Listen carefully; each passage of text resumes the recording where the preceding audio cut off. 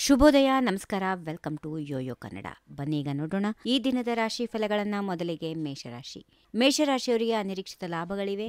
ಅಪಾಯಗಳನ್ನು ತೆಗೆದುಕೊಳ್ಳಿ. ಪ್ರಯಾಣವು ಮನೋರಂಜನೆಯಿಂದ ಕೂಡಿರುತ್ತದೆ. ಸಂತೋಷ ಇದೆ, ಹಣ ಇರುತ್ತದೆ. ಚಿಂತನಶೀಲವಾಗಿ ಕೆಲಸ ಮಾಡೋದ್ರಿಂದ ಪ್ರಯೋಜನ ಇರುತ್ತದೆ. ವೃಷಭ ರಾಶಿ. ನಿಮ್ಮ ಪ್ರಯತ್ನಗಳು ಯಶಸ್ವಿ ಕಾಣುತ್ತವೆ. ವಾಹನ ಚಲಾಯಿಸುವಾಗ ಜಾಗರೂಕರಾಗಿರಬೇಕು. ವ್ಯವಹಾರದಲ್ಲಿ ನಿಮಗೆ ಹೊಸ ಕೊಡುಗೆಗಳು ಸಿಗುತ್ತವೆ. ಮಿಥುನ ರಾಶಿ. ಅತಿಥಿಗಳ ಆಗಮನ ಇರುತ್ತದೆ. ಒಳ್ಳೆ ಸುದ್ದಿ ಸಿಗುವಂತಹ ದಿನ. ಮಾತನ್ನು ನಿಯಂತ್ರಿಸಿಕೊಳ್ಳಿ. ಸ್ವಾಭಿಮಾನ ಹಾಗೆ ಉಳಿಯುತ್ತದೆ. ಕರ್ಕಾಟಕ ರಾಶಿ. ಸಾಮಾಜಿಕ ಕಾರ್ಯಗಳಲ್ಲಿ ನೀವು ಸಕ್ರಿಯವಾಗಿ ಪಾತ್ರ ವಹಿಸಲು ಸಾಧ್ಯವಾಗುತ್ತದೆ. ಕೌಟುಂಬಿಕ ಸಂತೋಷ ಮತ್ತು ಶಾಂತಿ ಹಾಗೆ ಉಳಿಯುತ್ತದೆ. ಅಪಾಯಕಾರಿ ಕೆಲಸಗಳಿಂದ ದೂರ ಇರಿ. ಪ್ರಯಾಣ ಕೂಡ ಸಾಧ್ಯ. ಸಿಂಹರಾಶಿ. ಕೆಟ್ಟ ಸಹವಾಸದಿಂದ ದೂರ ಇರಿ. ಅನಗತ್ಯ ಖರ್ಚುಗಳಿರಬಹುದು. ವ್ಯವಹಾರಗಳಲ್ಲಿ ಜಾಗರೂಕರಾಗಿರಿ. ಯಾವುದೇ ಅಪಾಯಕಾರಿ ಅಥವಾ ಜಾಮೀನು ಸಂಬಂಧಿತ ಕೆಲಸಗಳನ್ನ ಮಾಡಬೇಡಿ. ಕನ್ಯಾ ರಾಶಿ. ನಿಮ್ಮ ಮಕ್ಕಳ ಚಟುವಟಿಕೆಗಳ ಮೇಲೆ ನೀವು ನಿಗಾ ಇಡಬೇಕಾಗುತ್ತೆ. ಕೆಲಸದ ಹೊರೆ ಹೆಚ್ಚಾಗೋದ್ರಿಂದ ವ್ಯವಹಾರದ ಮೇಲೆ ಪ್ರತಿಕೂಲ ಪರಿಣಾಮ ಬೀರಬಹುದು. ವಾದಗಳಿಂದ ದೂರ ಇರಿ. ತುಲಾರಾಶಿ. ಸಾಲಗಳು ಮರುಪಾವತಿಯಾಗುತ್ತವೆ. ಪ್ರಯಾಣವು ಮನೋರಂಜನೆಯನ್ನ ನೀಡುತ್ತದೆ. ಲಾಭ ಗಳಿಸುವ ಅವಕಾಶಗಳಿರುತ್ತವೆ. ವ್ಯವಹಾರವು ಚೆನ್ನಾಗಿರುತ್ತದೆ. ಸಂತೋಷದಿಂದ ಇರುವಂತಹ ದಿನ.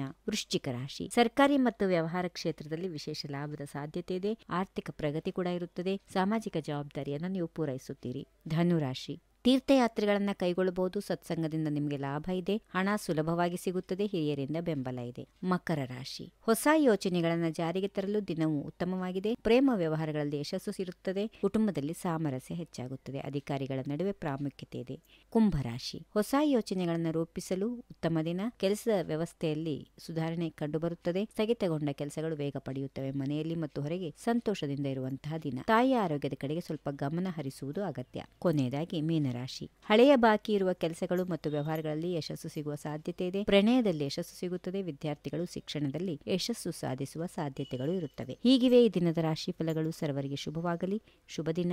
ನಮಸ್ಕಾರ. If you like this video, ಬೇಗ ಲೈಕ್ ಮಾಡಿ, ಕಾಮೆಂಟ್ ಮಾಡಿ, ಶೇರ್ ಮಾಡಿ ಹಾಗೂ ಯೋಯೋ ಟಿವಿ ಕನ್ನಡವನ್ನು ಸಬ್ಸ್ಕ್ರೈಬ್ ಮಾಡಿ.